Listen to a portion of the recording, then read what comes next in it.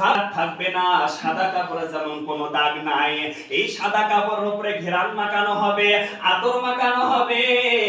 এইবার ফেরেশতারা ঈমানদার মানুষকে বলবে, ও বান্দা তুমি তাকায় দেখো,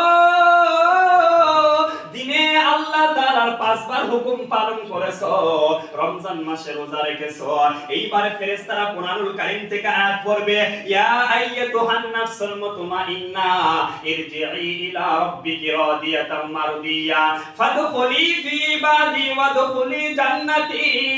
হে জান্নাতি আত্মা বের হয়ে আসো, হে প্রশান্ত আত্মা তুমি বের হয়ে আসো, তোমার জন্য জান্নাত আল্লাহ তাআলা রেডি করে দিয়েছে। বলেন না সুবহানাল্লাহ। এইবারে পক্ষান্তরে সাদ থাকবে না, সাদা কাপড়ে যেমন কোনো দাগ নাই, এই সাদা কাপড়ের উপরে ঘেরান মাখানো হবে, আতর মাখানো হবে।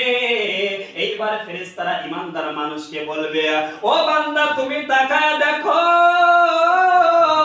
দিনে আল্লাহ তাআলার 5 বার হুকুম পালন করেছো, রমজান মাসে রোজা রেখেছো। এইবারে ফেরেশতারা কুরআনুল কারীম থেকে আয়াত পড়বে, ইয়া আইয়াতুহান নাফসুল মুতমাইন্না ইরজিই ইলা রাব্বিকি রাদিয়াতাম মারদিয়া ফাদখুলি ফি ইবাদি ওয়াদখুলি জান্নাতি। হে জান্নাতি আত্মা বের হয়ে আসো, হে প্রশান্ত আত্মা তুমি বের হয়ে আসো, তোমার জন্য জান্নাত আল্লাহ তাআলা রেডি করে দিয়েছে। বলেন না সুবহানাল্লাহ। এইবারে পক্ষান্তরে